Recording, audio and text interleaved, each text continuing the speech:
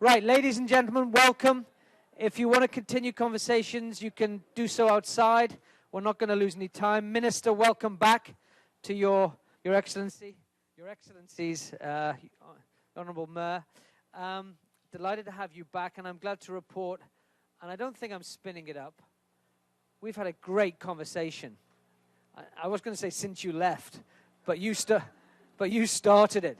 So with great thanks. We have genuinely covered a lot of ground over the last 48 hours, and we've come obviously to the last thematic session of Local 2030, Hub for Sustainability Solutions. In social media terms, we've been trending the past 2 days, actually beat the UN itself. Not that I'm proud of that, but it's just letting you know. So the session we've come to now, perhaps in some ways, is all the sessions are important, but this is critical. It's poverty, alleviation, and equity. We're going to look at perspectives from Africa, Europe, and Latin America. I would say there's a cross-cutting connection in some of the presentations in the context of poverty alleviation and health issues. And then we have other perspectives in the context of natural resources and forestry from Latin America. And from Africa, we have a perspective around sustainable agriculture, sustainable livelihoods. So there's a good coverage there. I would make the point that the poverty issue, as we've looked at it over the last 2 days, there's poverty, as we know, deep pockets of poverty in the global north as there is in the global south. So we're coming at this truly from a global perspective.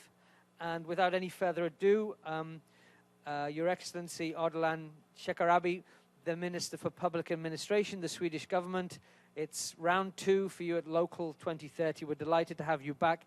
And I believe the next 5 minutes are yours. Minister, thank you for joining us again. Thank you, Paul. And let me first say that the activities on social media from this room are amazing. I've never seen something like this. Congratulations. Dear Excellencies, dear friends, allow me on behalf of the Swedish government and together with the city of Malmö to wish you a very warm welcome to this thematic session on poverty, alleviation, and equity. It is a great honor and privilege for Sweden to collaborate with the United Nations Secretariat at this special event. I provided opening remarks at the opening ceremony yesterday, and I'm happy to be back here for the final session of the program. Therefore, I would like to take the opportunity to thank you for the past 2 Local 2030 days here at the HLPF. It has been truly engaging, and we saw that in the discussions in the seminars, but also in social media. Thank you for everything you have done. What actions need to be taken to eradicate poverty and close the health gap? That is our theme for this session. Our focus will be on implementation on the local level, but with a global perspective. We have invited Professor Sir Michael Marmot, Director of the International Institute for Society and Health, University College London, who has chaired several commissions on how to reduce health inequalities in basically all continents of this world. He will address us from a video link addressing the connection between Agenda 2030 and health equity. The city of Malmö will then present their ambitious work to achieve social sustainability. Following that, we will listen to the experiences of the panel. Finally, we will invite you all to exchange knowledge and share experiences, as we have done during the 2 days here. Let me start by talking about the challenges we are facing in Sweden at the national level. Sweden is a strong global actor that supports other countries in the implementation of the 2030 Agenda. The rights perspective and the perspective of the poor are at the heart of our foreign policy. Since 2006, Sweden's aid has amounted to about 1% of GNI annually. In a global comparison, Sweden has a favorable starting position for the implementation of the agenda. As to goal 1 and 3, Sweden generally has good results for almost all the targets on healthy lives and well-being. The overreaching goal adopted by our parliament is to create societal conditions for good health and on equal terms for the entire population. In 2015, the average life expectancy for women was 84 years and for men 80.4. Nonetheless, we have challenges related to health inequalities between groups and within groups. These inequalities are increasing within the country in county councils and municipalities. The government's goal is to eliminate health inequalities within a generation. We therefore appointed a Commission for Equity in Health. Last month, they submitted proposals to develop strategic governance and follow up for a public health policy.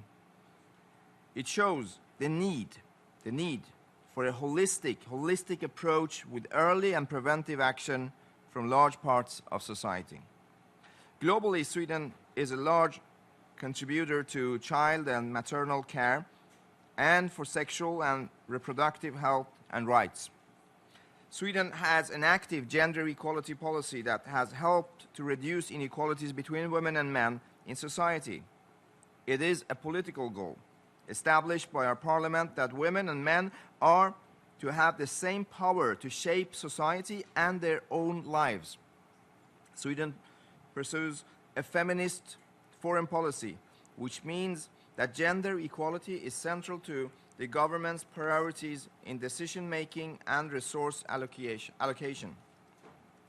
In our national review, we conclude that Sweden fulfills some of the targets for achieving gender equality and the empowerment of all women and girls. There are, however, challenges. For example, combating all discrimination against women in society, eliminating inequalities in salaries and employment rates between women and men, and preventing men's violence against women. I will now turn to the subnational level, the focus of this event.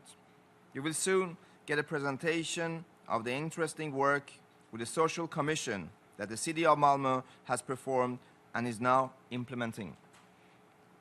To me, this is a good example of how the local level can strengthen and accelerate the implementation of the 2030 Agenda.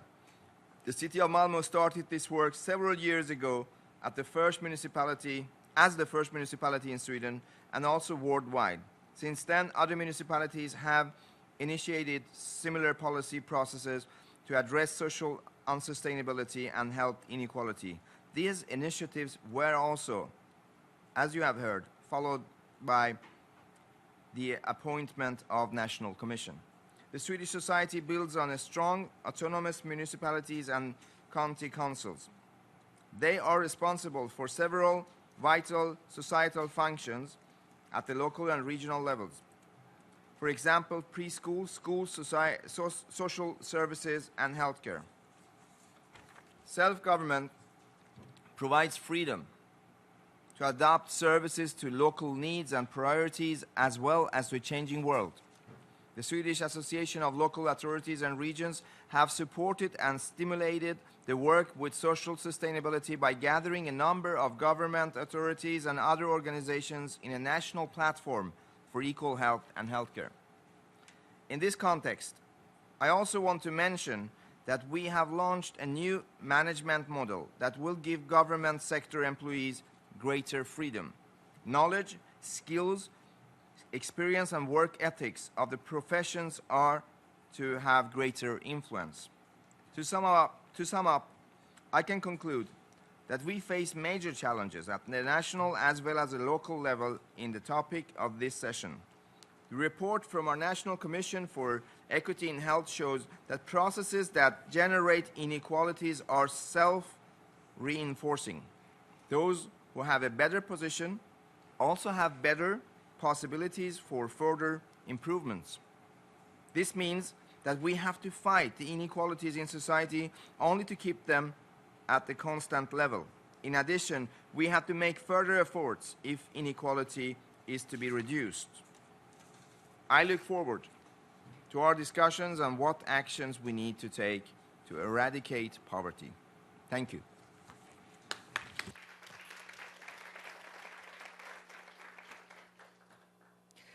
Your Excellency. The last two words of your presentation really did catch it, eradicate poverty. You can't put it any more clearly than that. So thank you for such a comprehensive and broad and sweeping view of some of the challenges and opportunities in the context and how the Swedish government is approaching that.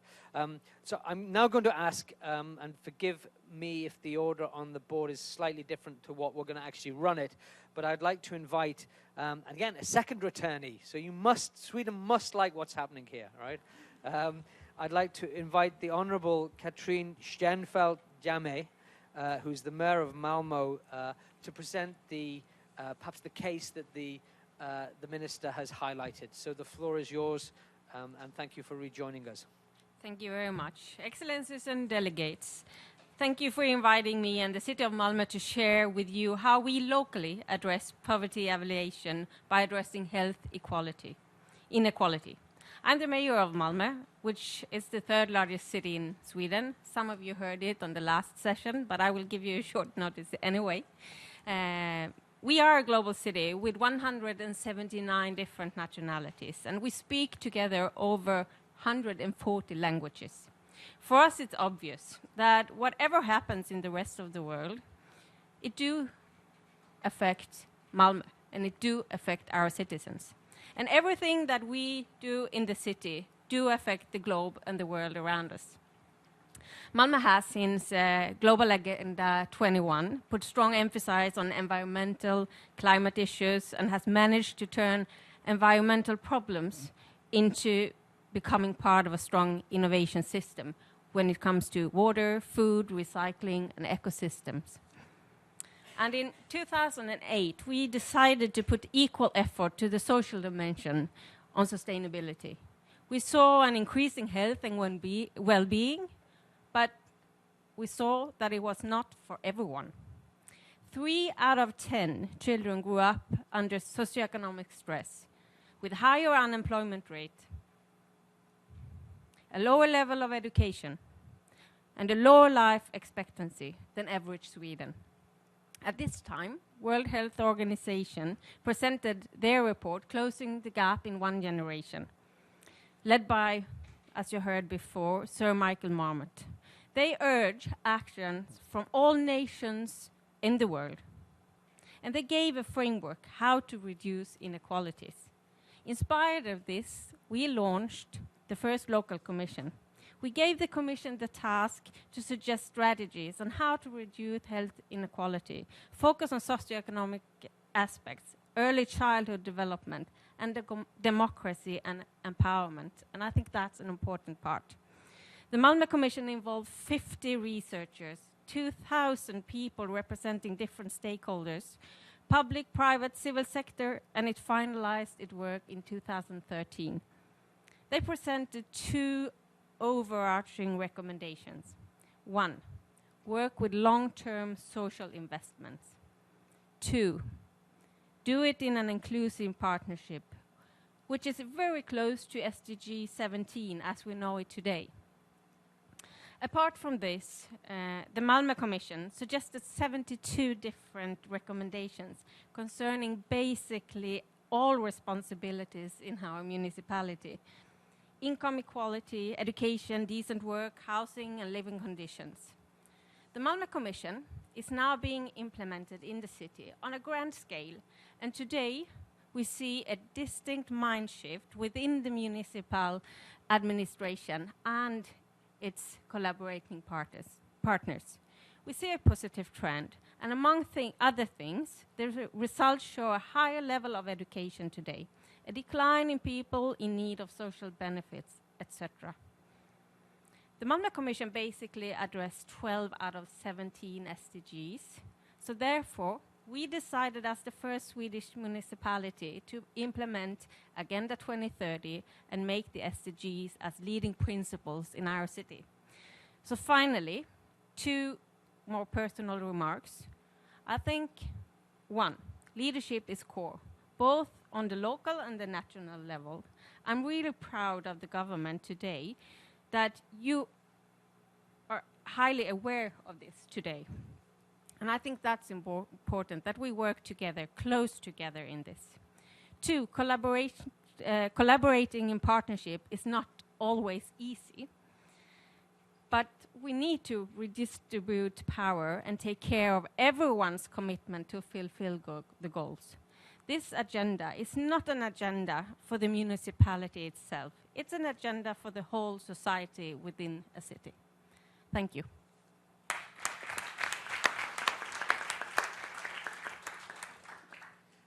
Lady Mayor, you used the words distinct mind shift, which I guess is the gold standard for any politician, whether at the national or subnational level, but is also the hardest thing to achieve. And I mean, just a straight question to you in terms of what you've learned through that process. What is the key to that distinct mind shift into a positive direction which yields SDG-aligned results, whether it's in health or poverty? What's your key takeaway from that process? I think one of the keys is to have patience enough and actually do talk with a lot of different actors and listen, and not just listen, but also let go of some power. And of course, this is not done like this. It takes some time, and that's why I also stress out this is not easy. But I can feel today that the mindset is much more of openness, and we still have lots of things to do, but this is absolutely a start, and we can feel the change. Okay. I just want to make one link from what you've just said and what the minister framed. You said, let go of some power. And that was a sentiment which featured in the discussion earlier about the need to protect civil space. And that's something which I think has run through the 2 days, that need to protect civil space, but actually giving up some power. I guess the benefit is the conversation that comes about. So again, can we put our hands together for the second time this afternoon, the Mayor of Malmö, in a fantastic performance. And I'm putting the audience and participants on watch. We want to finish strong with a conversation, and the conversation needs questions. So once we've been through some of the panel presentations, I'd really like to bring in the audience, also looking at the millennials again, who've provided the best 3 questions of the last 2 days, okay? So giving you a little warning, and we're now going to move on to Miss Anna Balkfors, who's the Secretary General, Commission for Socially Sustainable Malmö, and Secretary Commission for Equity and Health for the Swedish government. And I believe, Anna, that you will be introducing, giving us some comments, but also introducing Sir Michael Marmo, who's the Professor of Epidemiology at University College London, for his video. So, Anna, the floor is yours for the next few minutes. Thank you. Thank you very much, and thank you. Excellencies, delegates, and change makers, I would like to address you.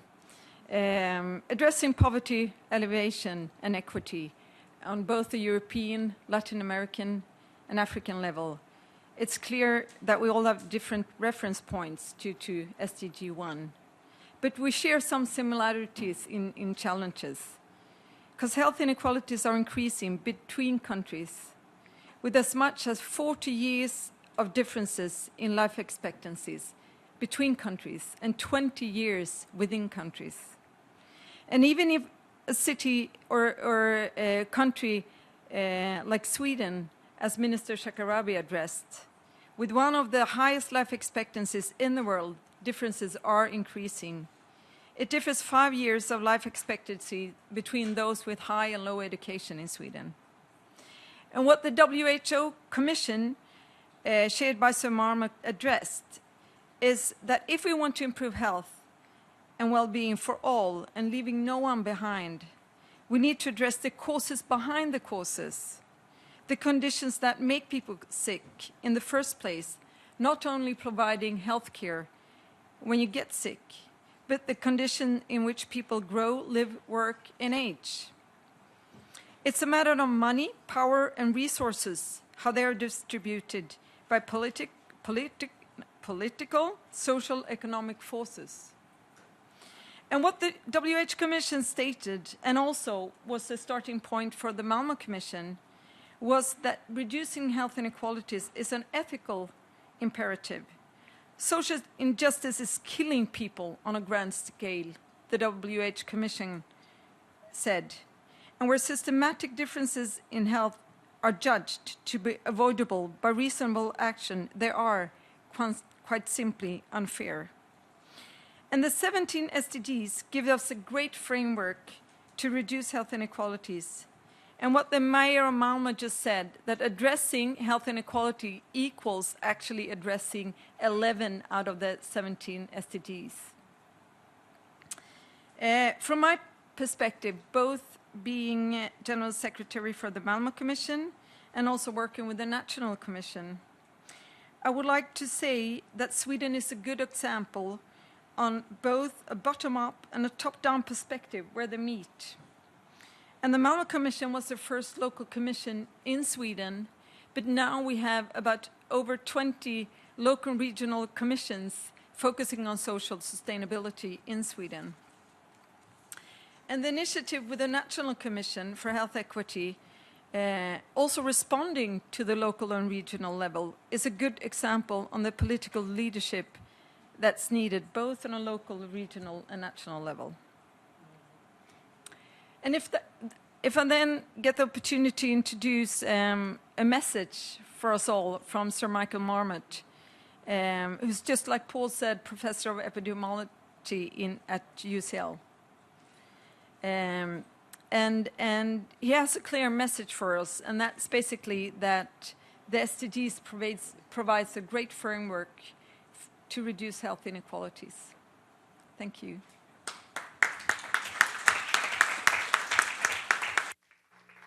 Anna, thank you very much. I think we'll now go straight to the video. If the technical magicians can light that up, that will be a good thing. And let's drop the lights a little bit, I would suggest. Thank you.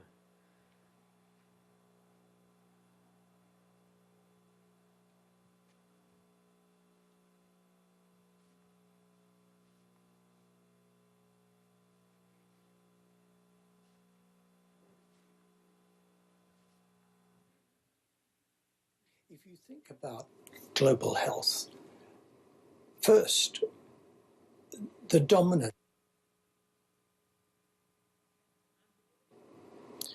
It's a pleasure to join this meeting as an honorary Swede, as it were.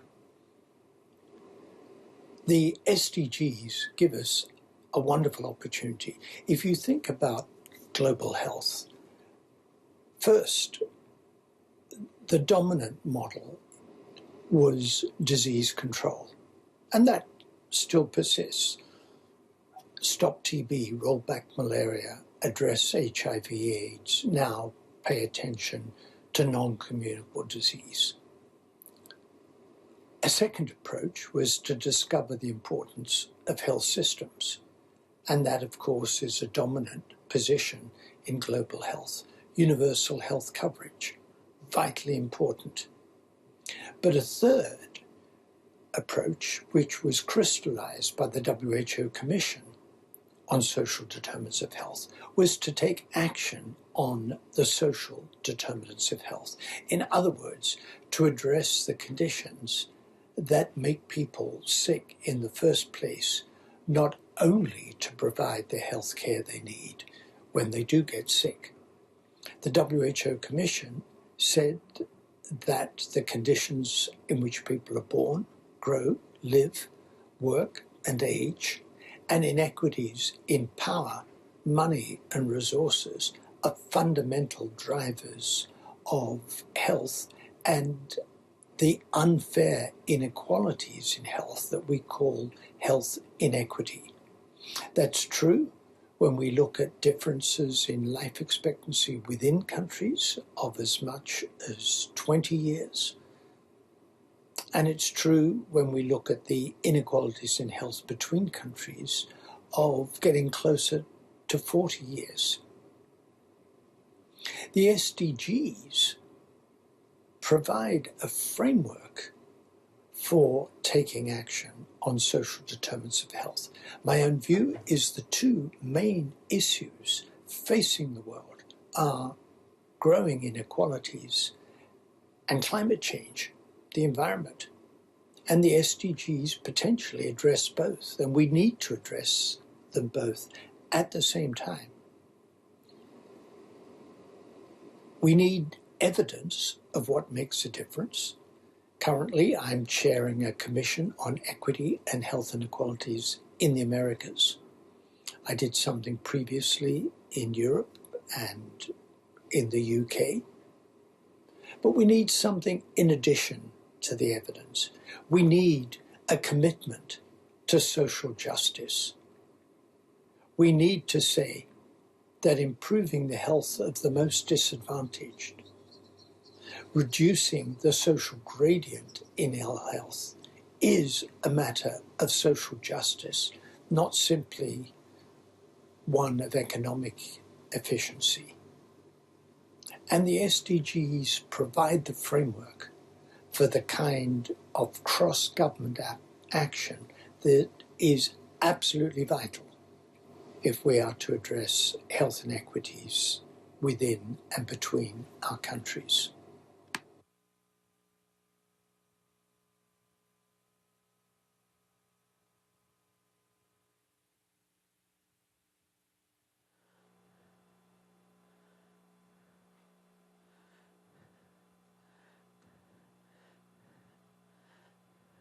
Now, can I check, was the video run all the way through? Yeah, okay, good. That traffic cone alarmed me.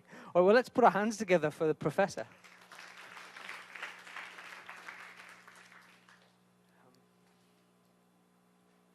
And again, thank you for introducing the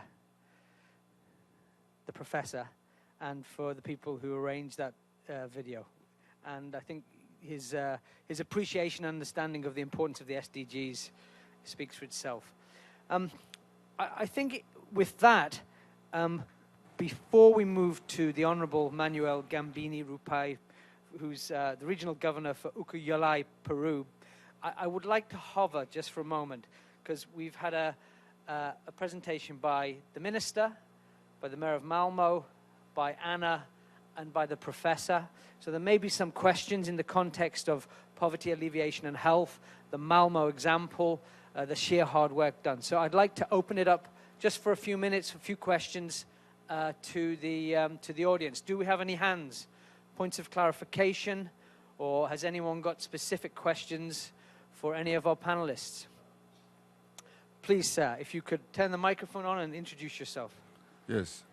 In line with the chair and the delegates, in line with the discussion, we have been told that most of the local communities in the world have a problem with healthcare, which is one of the factors causing poverty.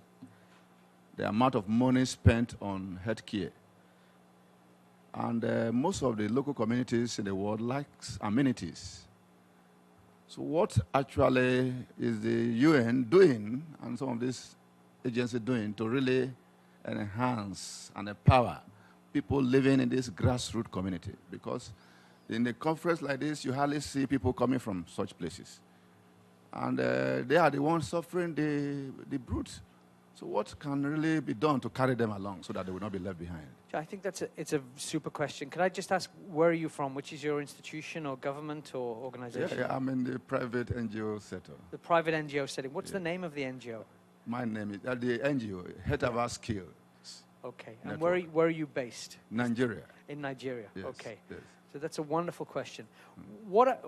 Happily, if any of the panelists would like to come back or any of our UN agencies on that question, what is the UN doing absolutely for those grassroots and most vulnerable communities? I would also say that we have the executive director of SOS Sahel, who works across the Sahelian countries, the 11, so not Nigeria, but he will be speaking to some of those issues. But if any of the panelists would like to come in, Kerry, in the context of health and the really grassroots vulnerable communities, I don't think we have a colleague from the World Health Organization here. Okay. So that is a question which will float, and we'll come back to it when we dive into the African context of poverty alleviation. But thank you for your question. Which city are you based in Nigeria? Warri. Okay. Thank you again. Good.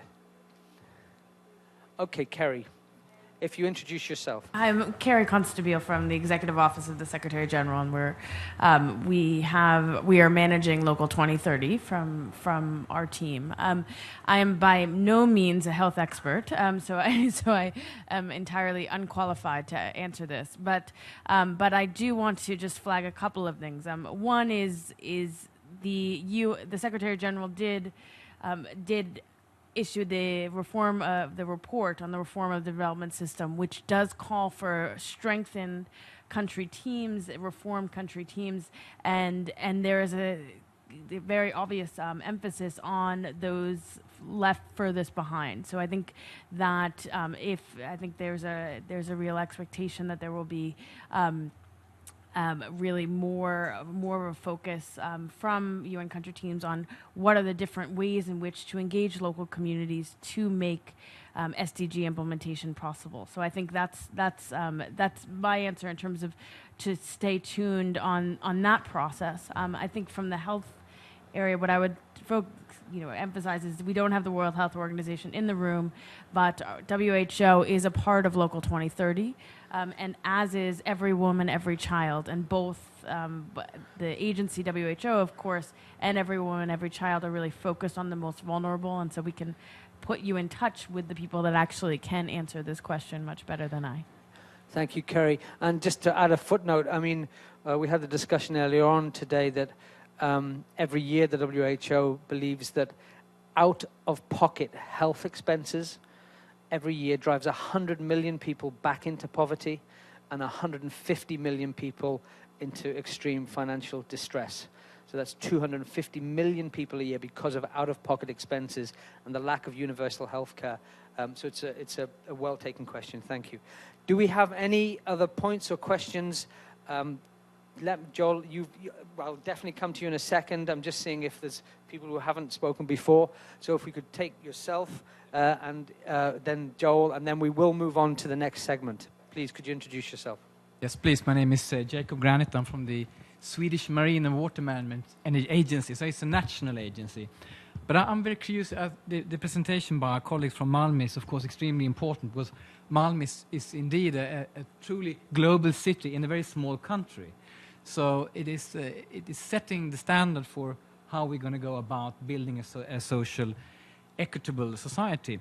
So you mentioned the work with the Commission, and so I'm just curious about the indicators now. You talked about unemployment rates. Are we seeing progress in that? Are we also seeing progress perhaps in healthcare or in health indicators amongst this very diverse population? So can we already now see progress from the work of the Commission? Because if that's so, then we maybe can use that as a form of a benchmark, at least in Sweden, and see how we can change the trajectories in other parts of our country. Thank you. The Mayor. Thank you. I think it's still too early to have a general view of what the Commission actually led to when it comes to figures. But I think the mindset, as I talked about, is important in the long run. But we can see already today some changes when it comes to, I mentioned some example when it came to level of education, for example. But then at the same time, we are growing. I think we are one of the fastest growing cities in Sweden and in Europe at the time. So we have lots of new people coming to the city, and when we have this kind of measurement, we see what we do for individuals when we take the measurement. So we work today. One of the important things that we are working with today is how to follow up what actually is being doing every day in our organization. Anna, come in here. Thank you. Yes, and just to add on that, we've done 3 follow-up reports where we looked at sort of the process, and we can see when the mayor says that there is a mind shift, yes, we can say that from the follow-up reports. But we cannot make any causal conclusion whether what have done have actually reached health, an increase in health. But we got the task now from the executive board to set up an evaluation report and try to actually look at indicators. How can we look at this in a long term? And we also have the task to use indicators from the SDG setting and see what can we use doing both at the same time. So thank you for addressing that. We need those sort of feedback systems to get politicians to keep on working towards one direction. Thank you. Good, thank you. Joel, if you could introduce yourself and a brief question, and that will be the last question before we move on to Latin America, then Africa, but hopefully we'll ring-fence some conversational space. So yes, Joel, over to you. Thank you. I'm George. My company is BIRD, Business Innovation, Research and Development. I've seen the presentation of the panelists that there were two ways to reduce poverty. There was one way which I would say which is decentralized, and it looks like it is a representative of Latin America, and the one which is much more centralized, which is representative of Malmö.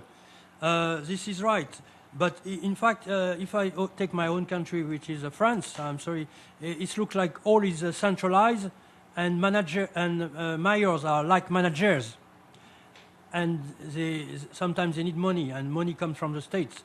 So if they don't have money, they cannot implement poverty reduction. My question is the following one. There is one missing point which has not been addressed, either through the central model or the decentral model. This is about the role of cooperative, because I think this is cooperative is the main tool to reduce poverty, and this hasn't been said today. Thank you. Okay, that's very clear. The role of cooperatives in terms of addressing poverty. Does anyone want to respond to that?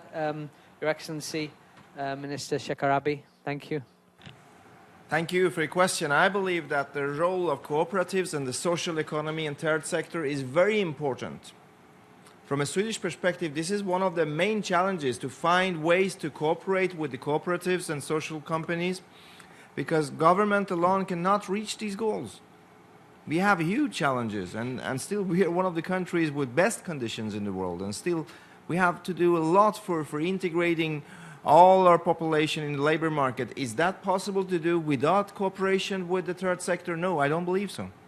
So what we are focusing on right now, and we have actually a cooperation with Malmö and Gothenburg, two of our municipalities, is to develop different and modern forms for cooperation with the third sector, giving them long-term conditions to have financial aid, and we just introduced a new legislation which gives the possibility to public entities to reserve public procurement contracts for the third sector, companies which focus on labor market integration. And I believe that this is a very, very important part and of Agenda 2030, a part of Goal 17. And there are some European countries which have a long tradition of working with cooperatives, and we have a constructive dialogue right now in the European Union, the framework of the European Union on this topic. Good. I think a comprehensive answer. Minister, thank you very much. And I believe your clock is ticking and that you will be leaving us in a few minutes. I have to leave, but I would like to thank you for this discussion, this opportunity, and for great work during these 2 days. We'd genuinely like to thank you for your engagement and participation over the 2 days. Thank you. Please put our hands together for the Minister, and greatly appreciated.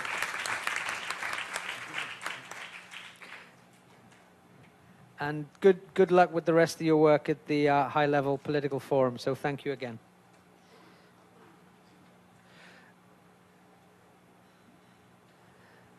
And now we sweep south and west to Latin America.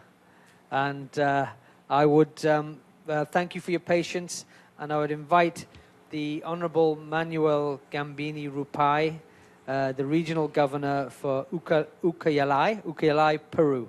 The floor is yours. Thank you very much. And I believe you will speak in Spanish. Thank you.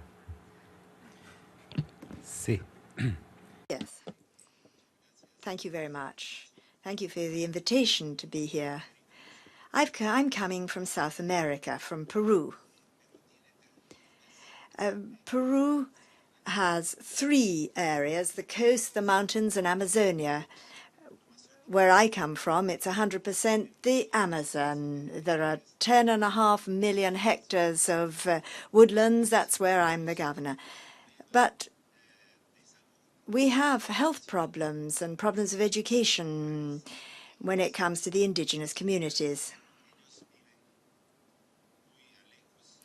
They live in very dispersed areas. It's very difficult to get to them. Sometimes you have to take a plane or sometimes go by boat, and on occasion it's possible to reach some of them by road. In recent years, there have been various complications with terrorism and drug trafficking, but now in the Amazon basin in Peru, the major problem is one of deforestation. This has become a dispute. We have some environmentalists who want to take care of the forest, but also the people want to develop agriculture, and they want to make use of wood and wood products. So what we've done is develop policies to both protect and produce. What do we do regarding the development of economic activities or bio-business in forests? Because looking at the 10.5 million hectares of forest, already 2 million hectares have been cut down. In Peru, we have only a 4.4% that's polluted. That's not so much of a problem, but the environment has no limits when it comes to effects. Take climate change, its effects are global. We have major areas of forests, and we're working there already. We're looking at areas of regional conservation. And then we're also protecting our forests with environmental measures, and we have reserves, local reserves and regional ones. And one of the most important reservations still has to be explored. Perhaps it's one of the least spoilt areas in the world. It hasn't been totally explored, and we still have people who live there who have not been contacted. They live there, we don't want to bother them, and we want to protect them as well as their lands, their territories. Children under the age of 5, boys and girls, are those who in recent years have been most affected by social evils. It's a problem when it comes to education because of the schools being very far away. And also each community, each ethnic group has its own language. There are 15 communities, 15 actually different ethnic groups, each of which speaks its own language. So we have the Peruvian Ministry of Education developing an education policy, but that's just one policy. We can't reach all the communities, and when we set up schools, we wanted to make sure that they could, the people could understand. Ashaninkas speak Ashupigo. Each ethnic group has its own particular language. It's extremely impressive when it comes to the way they live and tourism, but it does complicate our life when it comes to government policies. And then there's the process of deforestation and the use of forest products. We've seen the animals leaving. We've seen the watercourses where there were plenty of fish without them.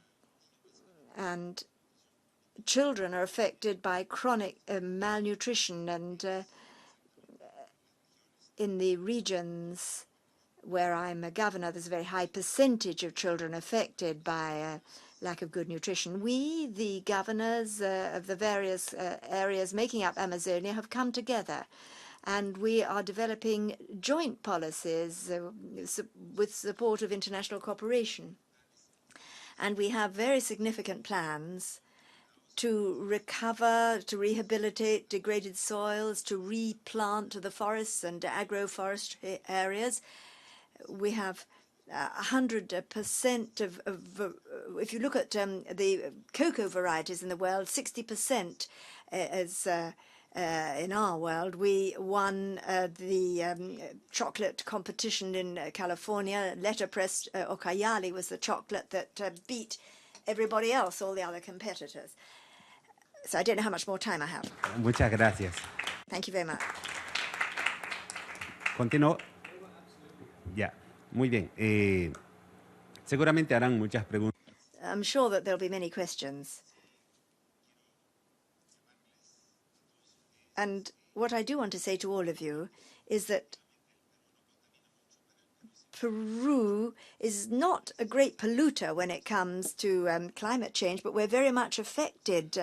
If we look at the coasts, we had a major destruction of the Niño, and many of our citizens are affected, and we want the UN and other cooperating countries to help us in our communities where there are these social problems. We have plans, we have policies, which we've already been pushing forward. We have to tell you that Peru is bereft of many resources when it comes to being able to fulfill these public policies to help the boys and girls in our Amazon areas. It's very difficult to be in a position of authority in these areas, but we are making progress, not very swiftly, but we do have our plans, and I'm convinced that together with the work, with the economic activity, with biotrade, with capacity building, sensitization, with the native communities, we are going to improve things gradually and rehabilitate the degraded soil and land, making our contribution to combat climate change. Thank you. The Honourable Governor. Governor Rupai, there will be a lot of questions in the room. There's no question about that. But what I'm going to do is I'm going to go straight to the African presentation, and then we will safeguard about 30 minutes of conversation time. And so the audience participants are on watch. We need to finish strong with good questions and putting our experts to task.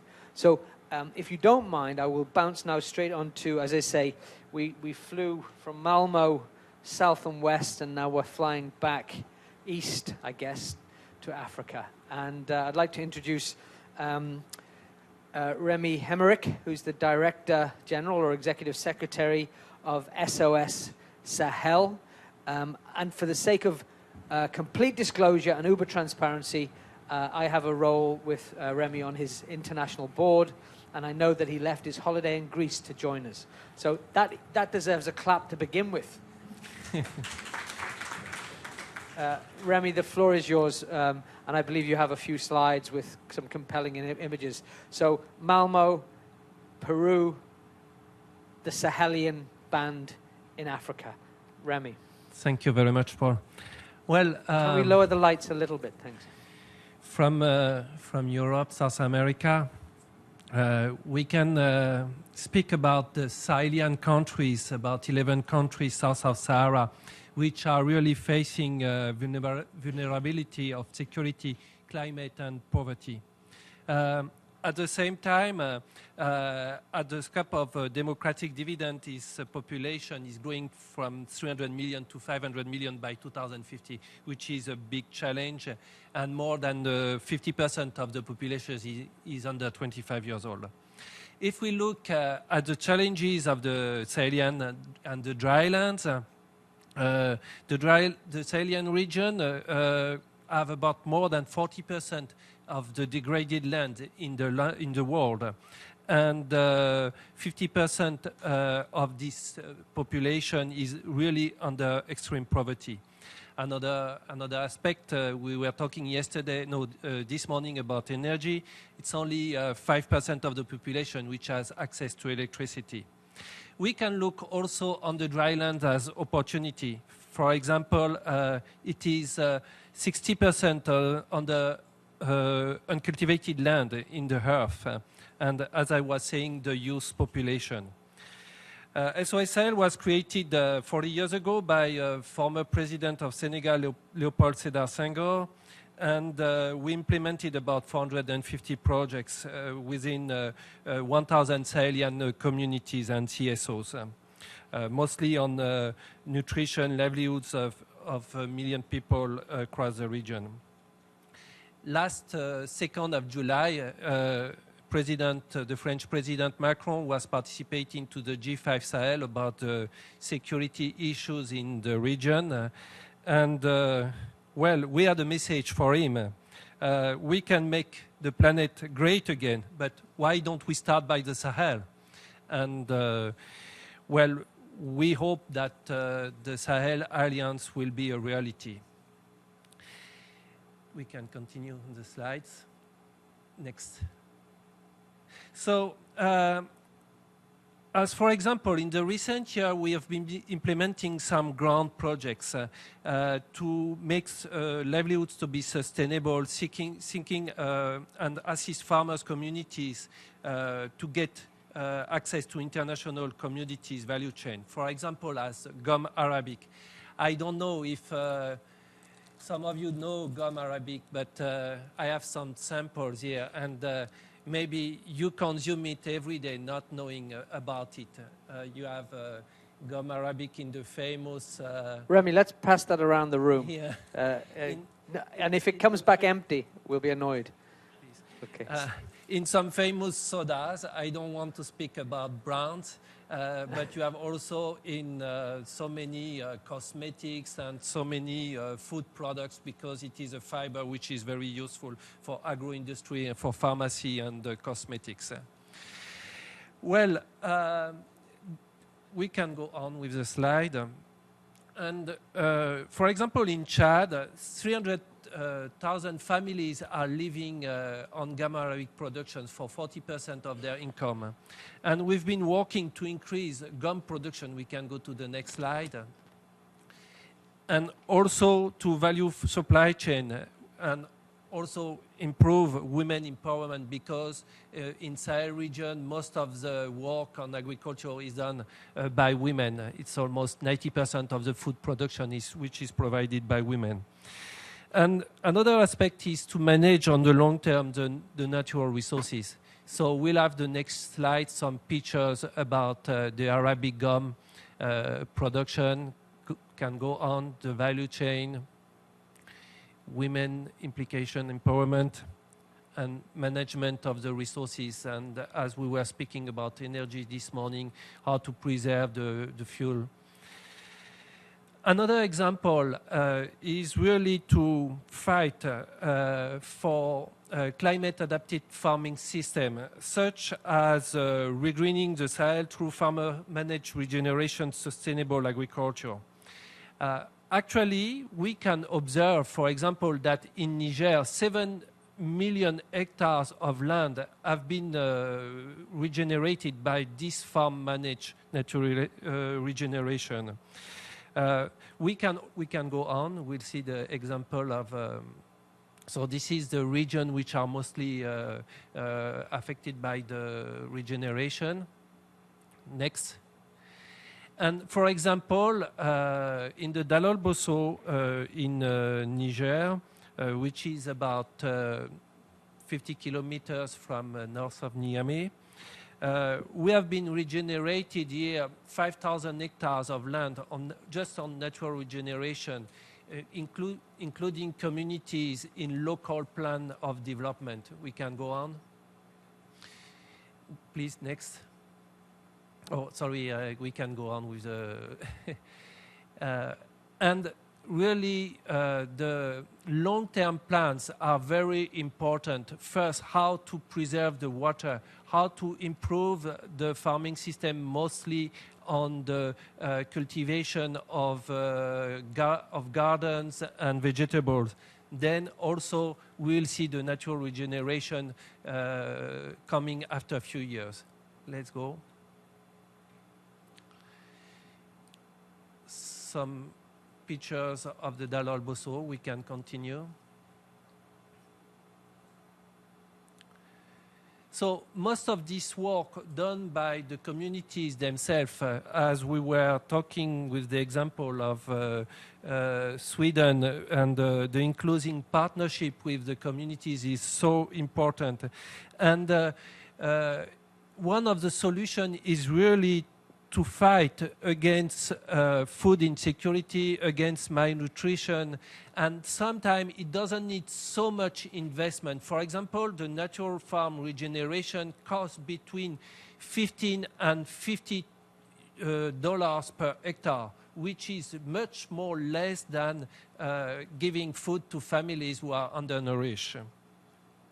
There is an initiative which is called FR 100, which aims to increase the natural regeneration for 100 million hectares in the Sahel and in Africa region. And actually, more than 23 countries are already engaged for about 80 million hectares. Okay.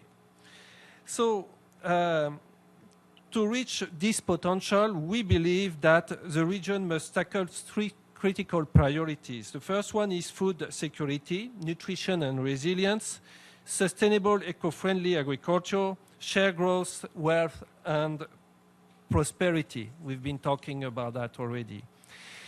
We work actually with 5 million producers across the agricultural, livestock, fisheries, and other productive sectors. We can go to the next slide. And we really strongly believe for an inclusive approach, which includes some technical aspects, innovation, but also social engineering, how to work together, how to work in partnership, and how to make social investment at the same time. Then another aspect is really, we can go to the next slide. So the technical aspect, including smart agriculture, added value to the supply chain, natural resource management. Next. The social approach, which really includes empowerment of the communities. Next. Then to develop services center for a better life of the communities, which gives access to technologies, to energies, and to knowledge. We can go to the next. So the newly SOSL initiative, running from 2017 to 2020, aims to raise at least a minimum of $4 million USD for our future work. The importance on the ongoing work is confirmed once again by raising the specter of droughts. That's once again gripping wide swathes of the African continent and putting more than 30 million people at risk of severe malnutrition and associated disease. So this is how we can get in the Sahel peace and a prosperable future. Remy, marvelous, thank you.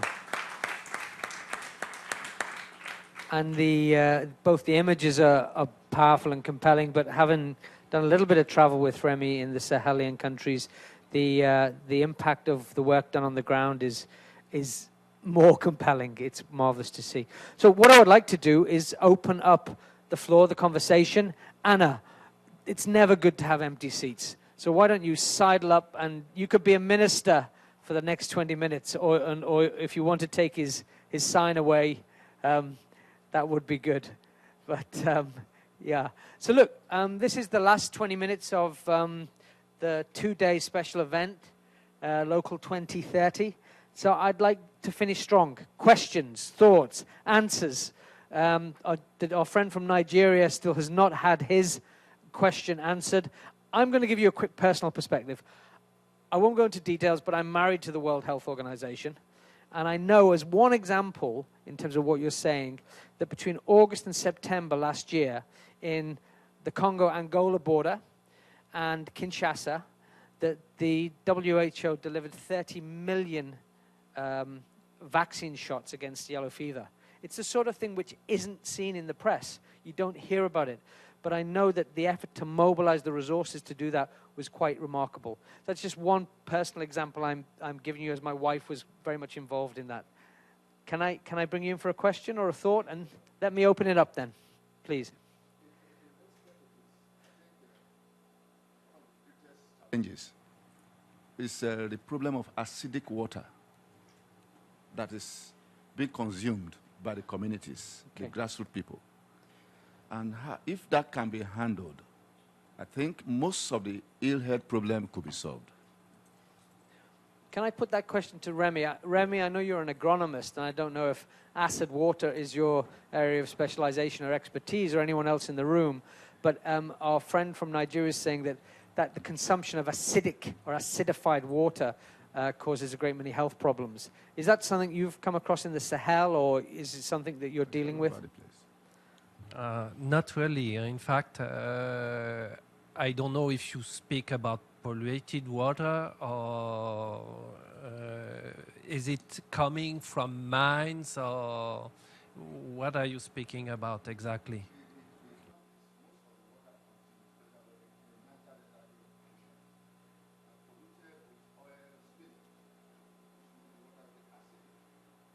Microphone for the speaker, please.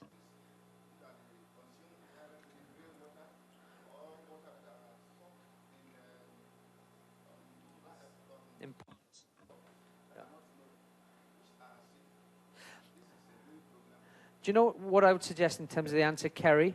I'm wondering, is as an action post the workshop, we might link our friend up with our colleagues in the World Health Organization, because there is a pollution component, but there's a health component, and I'm sure there is specialist work being done on it. And we might not have the specialist knowledge in the room, so that's something, if your team can capture it. Can you link with Kerry at the end? Okay. And then we'll get the question answered properly. Okay, I'll get a question. Let me again open it up. Joel, I'm gonna go to a couple of other people first who haven't had questions. Our friend in the corner from the American Business Council for Sustainable Something. Yeah, well, the something wasn't good. Okay, that one. Your hands in the air. We have our colleague in the front. Which organization are you from? Dutch Association of Municipalities. So we have a US, Dutch, any others? Millennial. I should stop that, shouldn't I? I mean, I don't, yeah. Oh, we've got 2 millennials. Fantastic. Right, so we're going to bounce through. We'll take 2 questions, answers, 2 questions, answers, and anyone else's. UNEP wants to come on board, number 5. The roster's full. Our friend from the American Sustainable Business, ASBC, okay, ASBC, please, if you could introduce yourself and ask your question. Microphone. Marian, microphone. Great.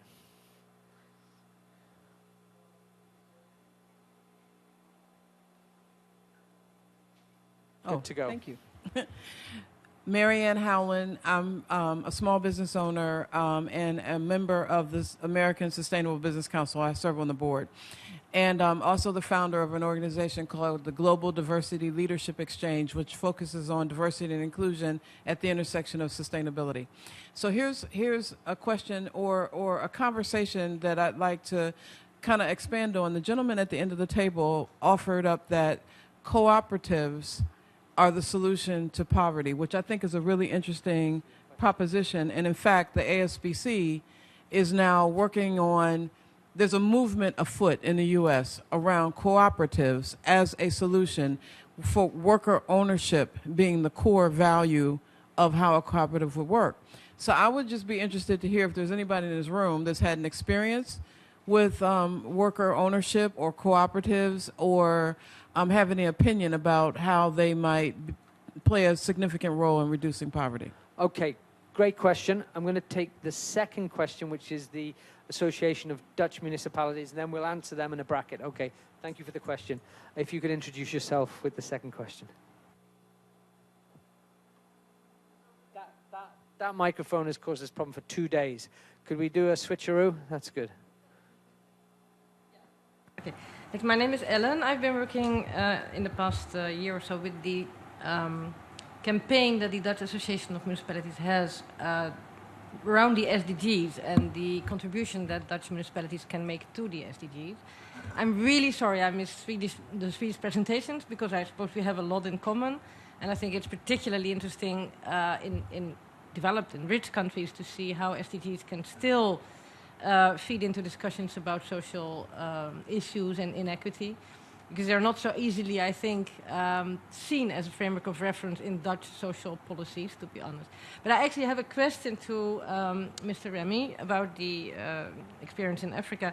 So you were explaining about direct work with communities, but you didn't mention, I think, the roles of local and regional governments, so how they come into this, and a more territorial approach, because what I heard, I think, is often related to the production chains and exports to other countries, and not so much the food sovereignty issues in the countries that you work in. So a territorial approach towards issues of sustainability together with local governments, I think, might be interesting to comment on. And similarly, for Peru, the question would be the other way around. How do you work with civil society organizations?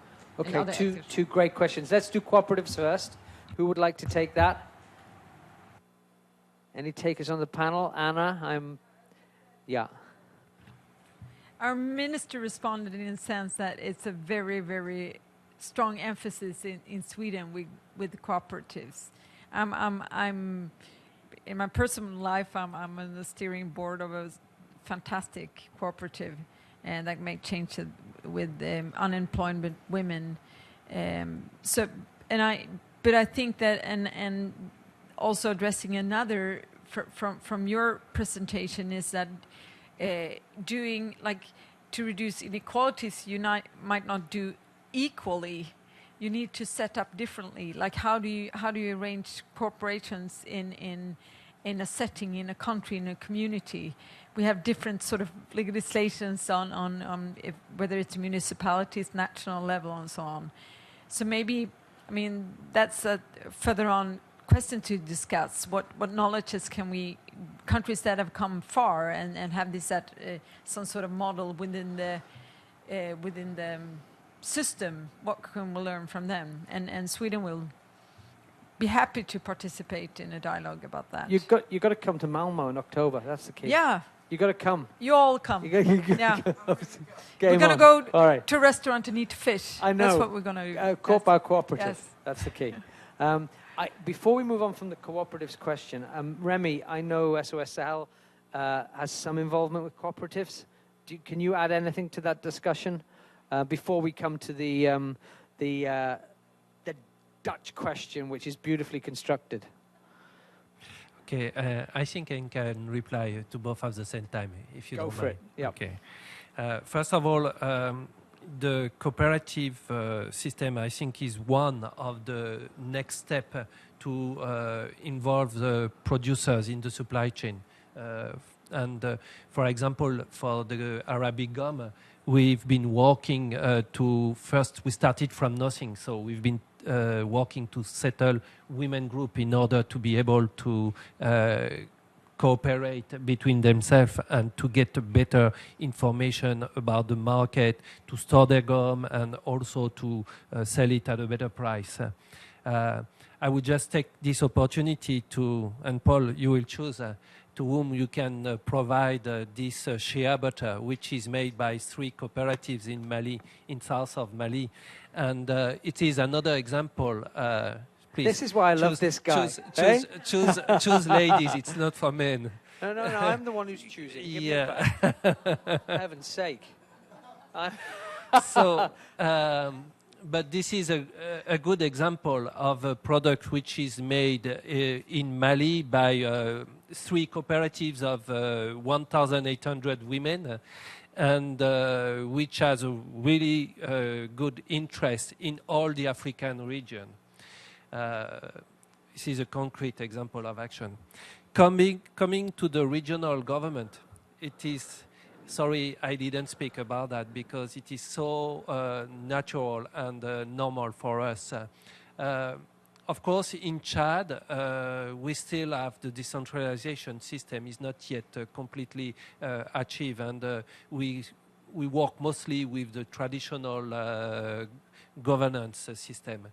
But in Burkina Faso, Mali, Senegal, and Ethiopia, of course, there is those regional government and local government which are the key and the ownership of the, and this is one maybe concerning the implementation of the SDG, I think one of the key would be to empower much more better the local government.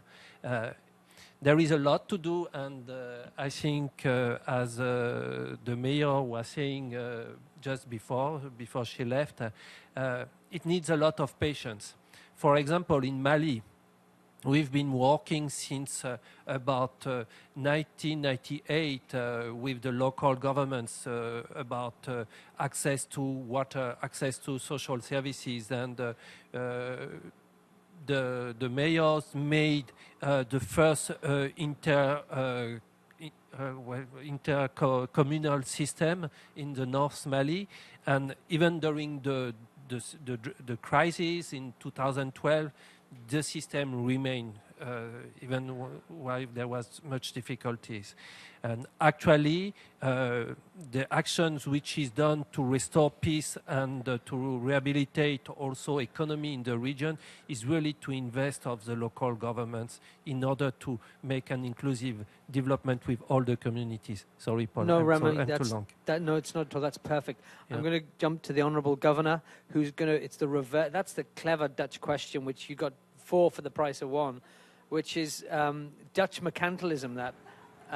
So the governor will respond to how you, from the level of a subnational governor, relate to civil society in the context of your work. That's my interpretation. Is that correct? Good. Sí, correcto. Yes, that's correct. Civil society expects from governors or regional governments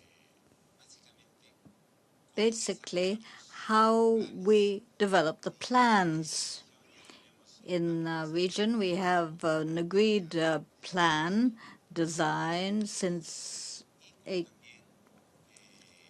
2001 and 21, and the economic plans for the region. And we have identified the potentials of the regions in the different dimensions.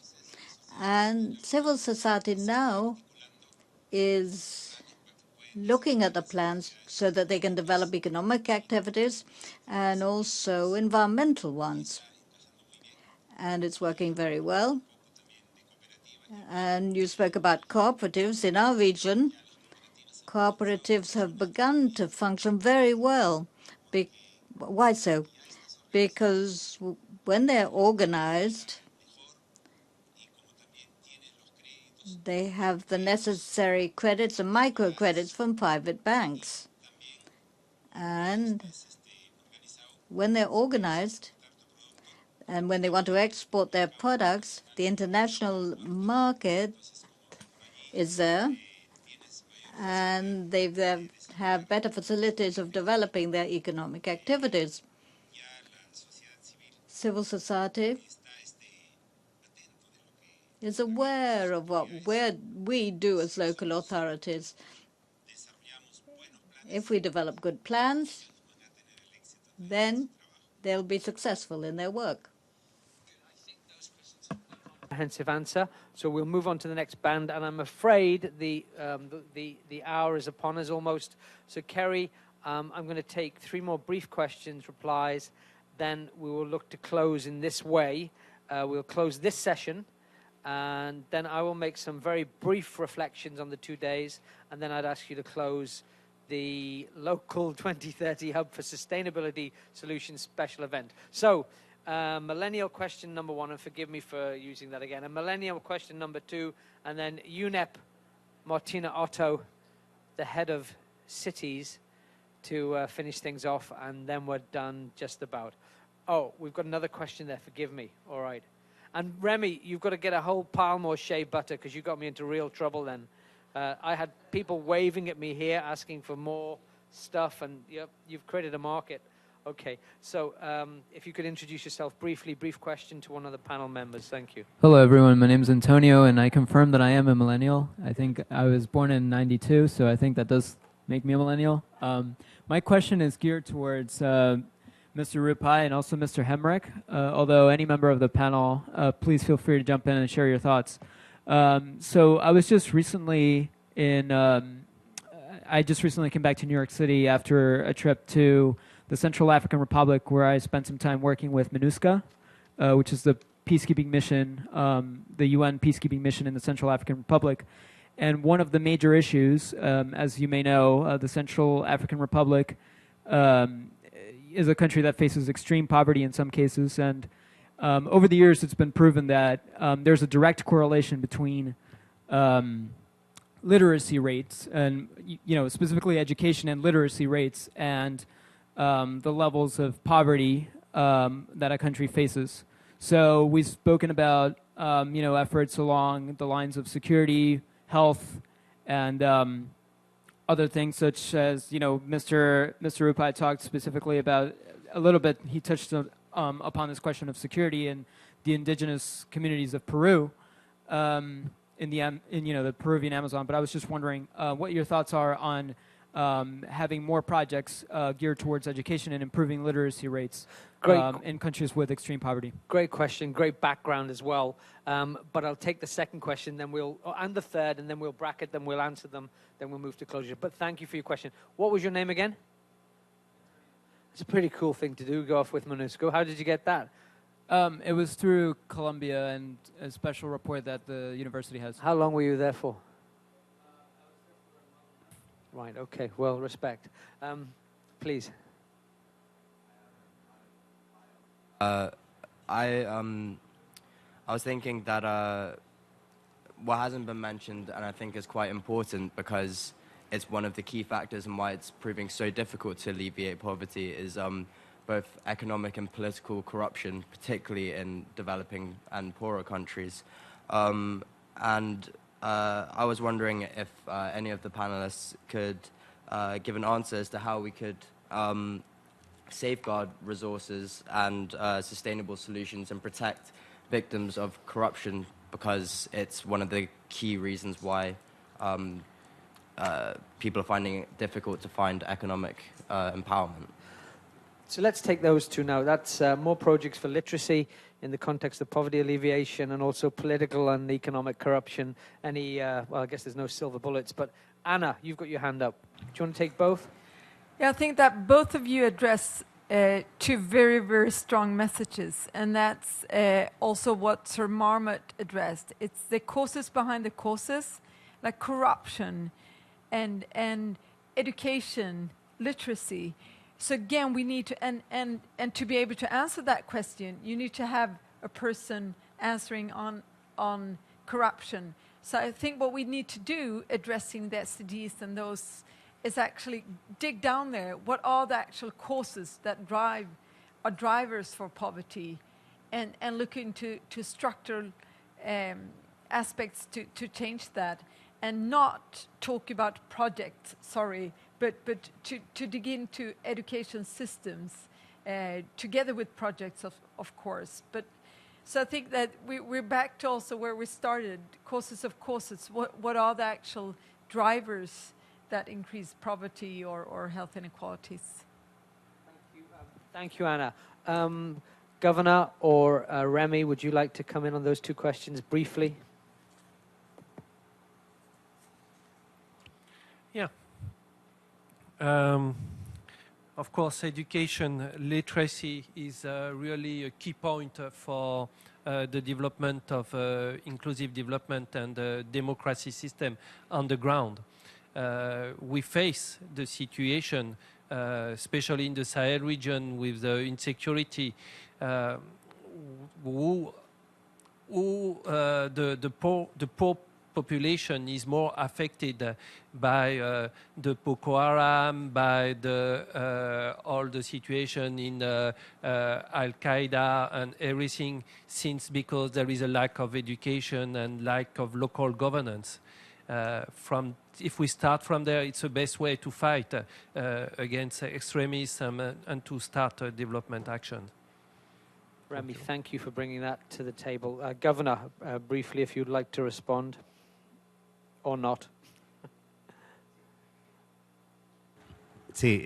Yes, in fact, the plans to improve the education in the indigenous community have been started because literacy is focused on, but we're working a lot with early and secondary education for children.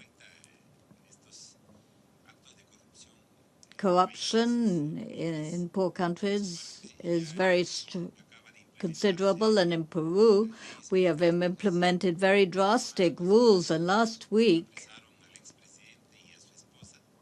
the former president is hiding, and we have had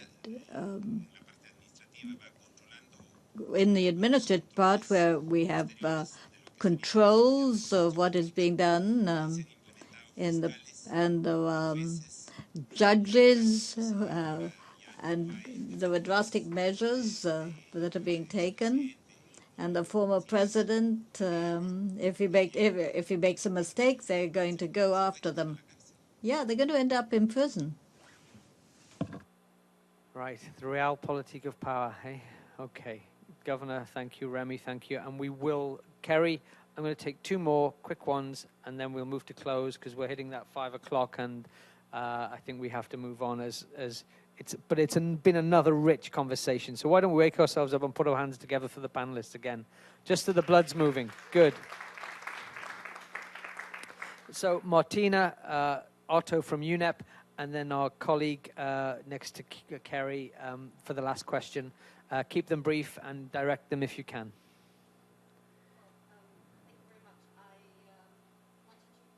To comments, because I thought it was extremely interesting to see the different examples from different regions and how to stitch that together with the discussions that we had over the past 2 days.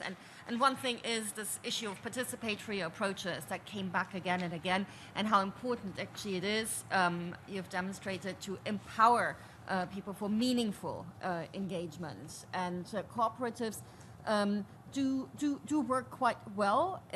We have a few examples as well where culturally it's not so accepted. So I think it's not a solution for all contexts, but where culturally it is, it's actually great. What I thought was interesting, it came up in now agriculture. We had an example where it's more typically used, but we also in an earlier session had a model for energy, for example. So jointly owning assets, and I thought that was interesting, how we can maybe also make a connection so that we take it out of a more traditional approach to a new one. And the other is how important it is to connect poverty and environment. Actually, those left furthest behind are suffering most from unequal access to natural resources, but also from pollution, as we heard, and water is one, air quality is another one, and be it indoor, outdoor, and how to address this exposure.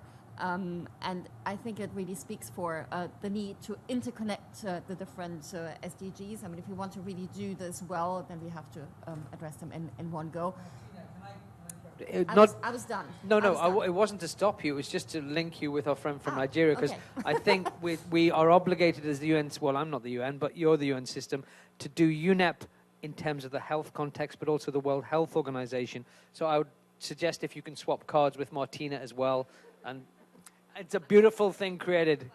And you can keep going on for hours if you want. No. Done. I really wanted to make this link between, which came out so strongly. So thank you very much for having made that, this dependency, but also what can be done to actually use those natural resources in a more managed way and help people. I mean, again, it's this empowerment sort of thing. Martina, I get the sense you've enjoyed yourself the last couple of days while you've been here. Is it fair to say? It's interesting, isn't it? Yeah. Good. Very good. Right. Yeah. The last question and then closing all replies. Who are you? Thank you. Me, I don't know if that microphone works here.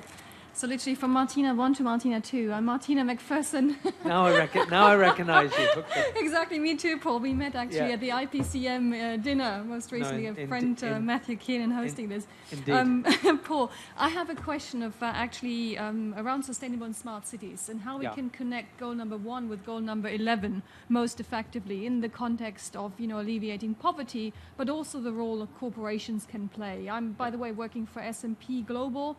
So now on the rating side, assessing ESG for corporate entities and ultimately seeing what roles corporations can play in the context of more sustainable and smart cities, in the context of some of the initiatives such as the C40 initiative that's been set up, and maybe how corporations and municipalities can more closely collaborate in order to build these type of solutions. The sense that that's an obvious one for Anna, given the focus on Malmo and the work there. But if Remy and the governor want to comment again briefly, and then we will close. But thank you, Martina, for the question. And I now recognize you. I definitely need coffee. Anna first in response. That's that. Yeah. Just shortly, yes. Thank you. Very, very good question. And that's something that were addressed in the Malmo Commission that's really now being implemented, to use physical infrastructure changes to solve social problem. And one example is that the municipality uses social clauses. So you make a contract with companies, building companies. For example, you get to buy cheaper landmark if you make a long-term commitment to employ people from the area. So now we can see a changing, actually, building houses in places where have been left alone for a long time. And the companies say that we're doing this because we want to earn money. Because if we get people to stay here and to live here and to take care of their community, being involved because they're actually employed in the area, you get a better place to live and they earn money. So it's a circular system, physical investments and social investments. So you're pointing out a positive solutions that's now being tried out. Yes. Okay, I'm going to finish in a slightly different way, because I was blindsided and I didn't see my colleague on the left there. If you could introduce yourself, brief question, and then whoever wants to take it, and then we close. Okay. Okay, my name is Glory, and I'm a water and environment professional from Nigeria. Okay. My question is to the Peruvian governor or executive. Yeah.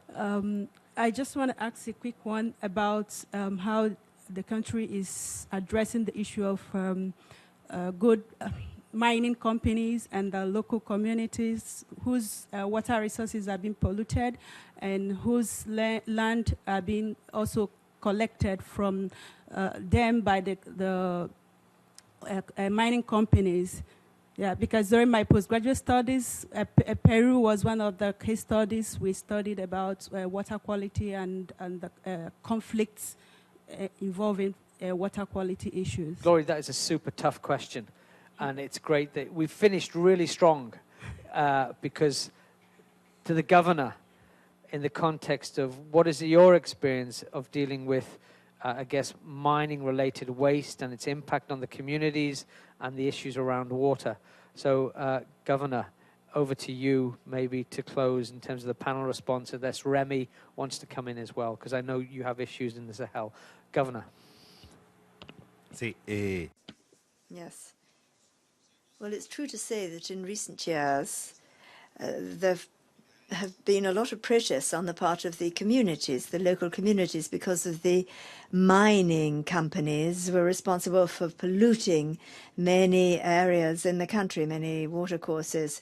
That's the official ones, but there are also black gold miners who've been responsible for a lot. Now they're being regulated, and very stringent laws have been passed by the Congress so that illegal mining is subject to imprisonment now in Peru. And regarding those companies that disregarded environmental provisions in the country, well, there are very high fines for them, and their contracts can be suspended and dissolved. so that's what's happening with the contracts. And when it comes to mining activities, there have to be very clearly defined impact studies. And there's also been a law passed for prior consultation with the local communities. Before a mining company comes to an area, the local community has to know that its rivers and lands will not be polluted.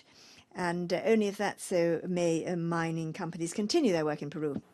Fantastic, Governor. I think there's a lovely link, I think, between Peru and Sweden there, because I think the whole issue of prior informed consent came up in the Aarhus Convention back in 1998 or 9, something like that. Anyway, that's ancient history. But great answer, Glory. The long conversation around that, as it's a problem all around the world, not just Africa, but as you've said, in Peru and different parts of Asia. Kerry, I'm going to stop it there because we are past the hour. I keep wanting to say witching hour, but that's not politically correct, is it? We're past the hour of 5 o'clock. I'm not going to try and summarize the 2 days at all. I'm going to pass you to close. All I can say is that huge energy has been kept in the room. So we got one.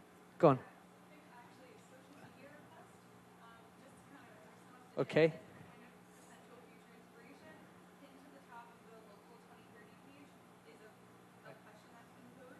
Oh, sorry. Yeah. Who's speaking to here? Is it on? On the top of the Local 2030 Twitter page, there's a question that's been pinned that says, how has your local community demonstrated their commitment to sustainability? And it would be great if everyone could take a couple of minutes after to contribute something so we can continue the conversation beyond this room today. Fantastic. Thank you. That's really important.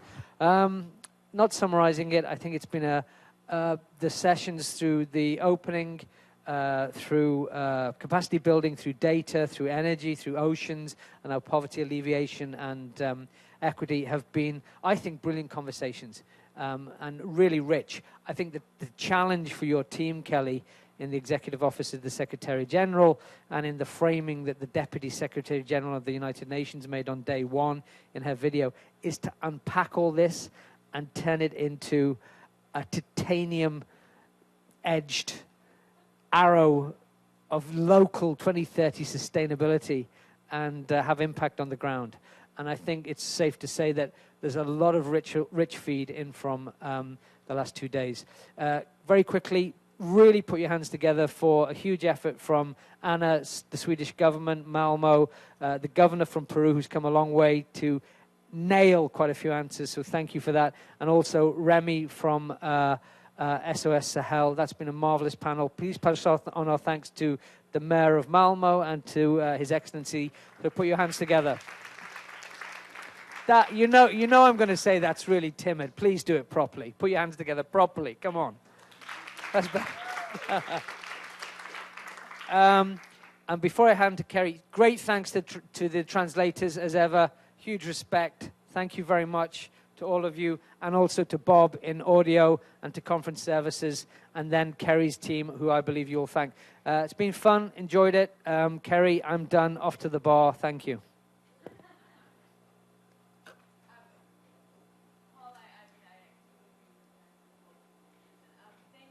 Thank you to the Swedish government. Thank the UN agencies for making Local 2030 possible. We had over 15 UN agencies and departments here over the last 2 days.